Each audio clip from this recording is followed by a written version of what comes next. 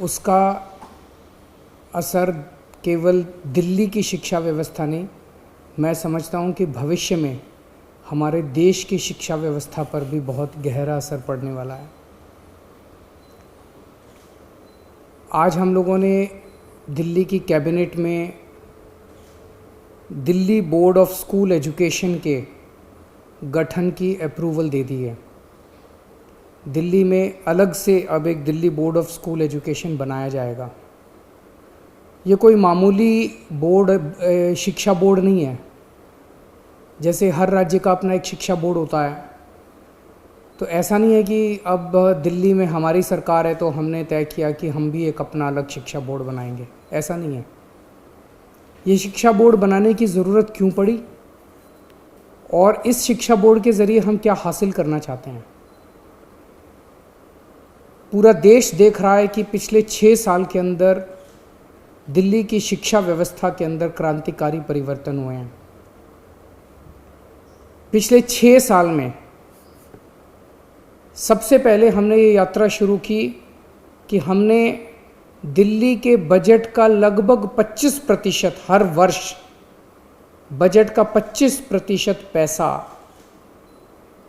शिक्षा के ऊपर खर्च करना चालू कर दिया। इससे क्या हुआ?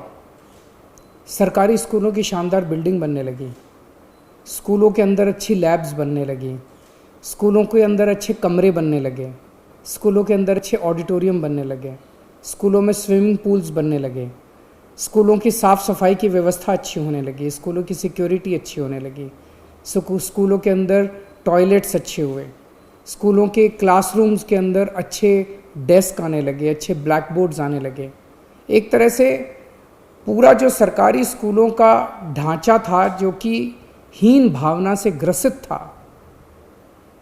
प्राइवेट स्कूलों के अंदर अच्छा इंफ्रास्ट्रक्चर होता था, सरकारी स्कूलों के बच्चों के अंदर एक हीन भावना होती थी। जब सरकारी स्कूलों पे हमने 25% बजट खर्च करना चालू किया तो सरकारी स्कूलों का पूरा काया पलट होने लगा। दूसरा बड़ा परिवर्तन हमने किया कि अपने टीचर्स को और प्रिंसिपल्स को बहुत बड़े स्तर के ऊपर हमने ट्रेनिंग करने के लिए भेजा। हमने उन्हें कैम्ब्रिज भेजा, सिंगापुर भेजा, फिनलैंड भेजा, अमेरिका भेजा, कनाडा भेजा, IIM लखनऊ भेजा, IIM अहमदाबाद भेजा। हमारे ढेर सारे टीचर्स और प्रिंसिपल्स वहाँ से ट्रेनिंग करके लौटे। हमने अपने बच्चों को फॉरेन भेजना चालू किया। हमने अपने बच्चों को केमिस्ट्री, फिज़िक्स, मैथ्स के ओलंपियाड के लिए विदेशों में भेजा। हमारे बच्चों ने भारत का नेतृत्व किया और कई जगहों से हमारे दिल्ली के बच्चे मेडल जीत के लौटे। जब ये टीचर्स और बच्चे वापस लौटे तो इनके अंदर एक ज़बरदस्त आत्मविश्वास था और कुछ कर गुजरने की इच्छा थी। तीसरा हमने बड़ा परिवर्तन किया कि हमने अपने प्रिंसिपल्स को एम्पावर किया। अभी तक हर स्कूल के अंदर दिल्ली सरकार का डायरेक्टोरेट ऑफ एजुकेशन का बहुत ज़्यादा इंटरफेरेंस होता था, छोटी छोटी चीज़ों के ऊपर। स्कूल में कुछ भी खरीदना है, स्कूल में कुछ भी रिपेयर कराना है, सरकार से परमिशन लो। कई कई टीचर्स की पोस्ट कई कई सालों तक खाली पड़ी रहती थी। अब हमने प्रिंसिपल को पावर दे दी। प्रिंसिपल की पावर 5,000 रुपये से बढ़ा के 50,000 रुपये कर दी और उसको पावर दे दी कि अगर सरकार किसी टीचर की अपॉइंटमेंट रेगुलर नहीं कर पा रही तो वो एक सेशन के लिए बाहर से किसी टीचर की अपॉइंटमेंट करके अपना बच्चों की पढ़ाई सफ़र नहीं होनी चाहिए। हमने हर स्कूल के अंदर एस्टेट मैनेजर्स की नियुक्ति की। कई नए प्रयोग किए गए। सरकारी स्कूलों के बारे में कहा जाता है कि 5वीं क्लास तक भी बच्चे आते आते उनको ना अपनी किताब पढ़नी आती है, ना अपना एक लाइन पढ़नी आती है, ना गणित के बेसिक क्वेश्चंस आते हैं। उनको तैयार करने के लिए हमने मिशन चुनौती और मिशन बुनियाद जैसे कार्यक्रम, नए प्रयोग शुरू किए। हैप्पीनेस करिकुलम लेके आए, जिससे बच्चों को मेडिटेशन कराना सिखाते हैं। बच्चों के इंटरपर्सनल रिलेशंस अपने माँ बाप के साथ, अपने परिवार के साथ, अपने दोस्तों के साथ रिश्ते अच्छे होते हैं। बच्चों के इमोशनल नीड्स पूरे होते हैं। हैप्पीनेस करिकुलम लेके आए। एंटरप्रेन्योरशिप करिकुलम लेके आए। तो इस तरह से कई सारे प्रयोग पिछले 6 साल के अंदर किए गए, जिसकी वजह से आज दिल्ली के सरकारी स्कूलों के नतीजे 98% आने लगे हैं, प्राइवेट स्कूलों से ज़्यादा नतीजे आने लगे हैं। हमारे बच्चों का इंजीनियरिंग में, मेडिकल में, बड़े बड़े अच्छे अच्छे कॉलेजेस के अंदर एडमिशन होने लगे हैं। पेरेंट्स को भरोसा हो गया है कि अब हमारे बच्चे सरकारी स्कूलों के अंदर उनका भविष्य सुरक्षित है। ये बहुत बड़ी बात है। जो पेरेंट्स पहले सरकारी स्कूलों में अपने बच्चों को भेजना नहीं चाहते थे, आज वो पेरेंट्स अपने बच्चों को सरकारी स्कूलों में जब भेजते हैं तो उनको भरोसा होता है कि उनके बच्चों का भविष्य सुरक्षित है। बच्चों के अंदर एक ज़बरदस्त आत्मविश्वास पैदा हुआ है। अब अगला स्टेप लेने का समय आया है। अब ये तय करने का समय आया है कि स्कूलों में क्या पढ़ाया जा रहा है और कैसे पढ़ाया जा रहा है। हम शिक्षा क्यों देते हैं अपने बच्चों को? हम शिक्षा देते हैं 3 कारणों से, और अब वो तीनों लक्ष्य, ये जो Delhi board of school education बनाया जा रहा है, ये 3 लक्ष्य पूरे करेगा। पहला लक्ष्य, हमें ऐसे बच्चे तैयार करने हैं जो कट्टर देशभक्त हों, जो अपने देश के लिए मर मिटने का जज्बा रखते हों। हमारे बच्चे हमारे देश का भविष्य हैं। हमें ऐसे बच्चे तैयार करने हैं जो आने वाले समय में हर क्षेत्र के अंदर इस देश की जिम्मेदारी अपने कंधों पे उठाने के लिए तैयार हों। उन्हें तैयार करना पड़ेगा अपने बच्चों को, चाहे वो साइंस का क्षेत्र हो, चाहे टेक्नोलॉजी का क्षेत्र हो, चाहे बिजनेस का क्षेत्र हो, चाहे व्यापार का क्षेत्र हो, चाहे राजनीति का क्षेत्र हो, चाहे सामाजिक क्षेत्र हो। हर क्षेत्र के अंदर हमारे बच्चे देश की जिम्मेदारी उठाने के लिए तैयार हों। ऐसे बच्चे हमारी शिक्षा तैयार करेगी। अब दूसरा लक्ष्य, हमारे बच्चे अच्छे इंसान बने, चाहे किसी भी धर्म के लोग हों, चाहे किसी भी जाति के लोग हों, चाहे अमीर हों, चाहे गरीब हों। ये सारी दीवारें तोड़ के एक दूसरे को इंसान समझना है और अपना जीवन एक तरफ जहां अपने परिवार के लिए वो करना है, दूसरे अपने परिवार को पालना है, दूसरी तरफ अपने समाज को और दूसरे इंसानों के लिए निस्वार्थ भाव से अपना जीवन जीना है। ऐसे बच्चे बोर्ड तैयार करेगा। और तीसरा, आज हमारे देश के अंदर सबसे बड़ी समस्या है, बड़ी बड़ी डिग्री, पीएचडी करने के बाद, बीए, बीएससी, बीकॉम, एमकॉम, बड़ी बड़ी डिग्रियां करने के बाद भी बच्चों को नौकरी नहीं मिल रही। बच्चे घर में बेरोजगार बैठे हैं। ऐसी शिक्षा का क्या फ़ायदा?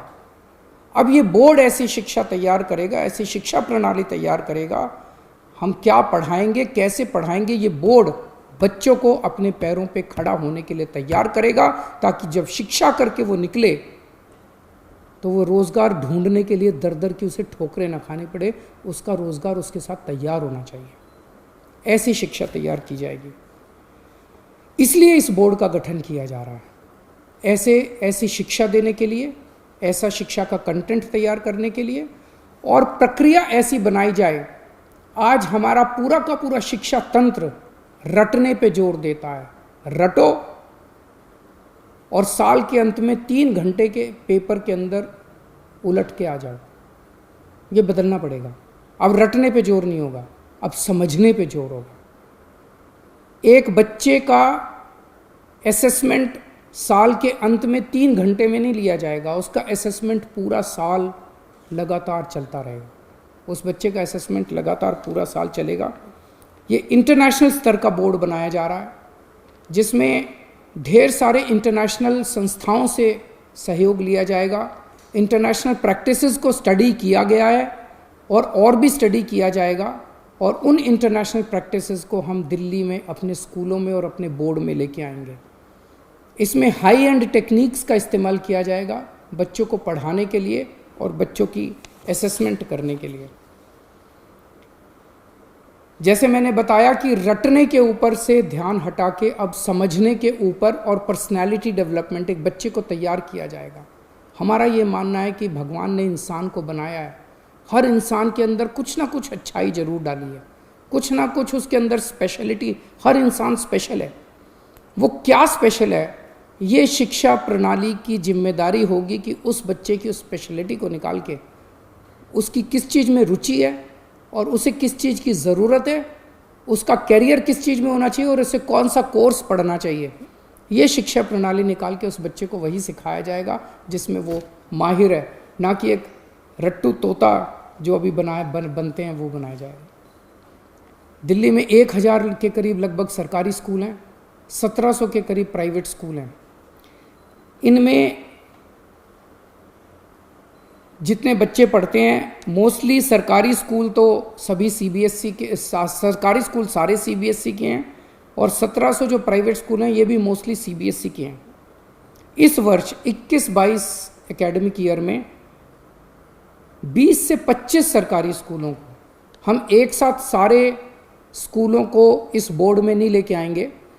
इस साल सबसे पहले साल में 20 से 25 सरकारी स्कूलों को इस बोर्ड में शामिल किया जाएगा। उन्हें सीबीएसई से उनकी एफिलिएशन हटा के इस बोर्ड की एफिलिएशन दिलाई जाएगी।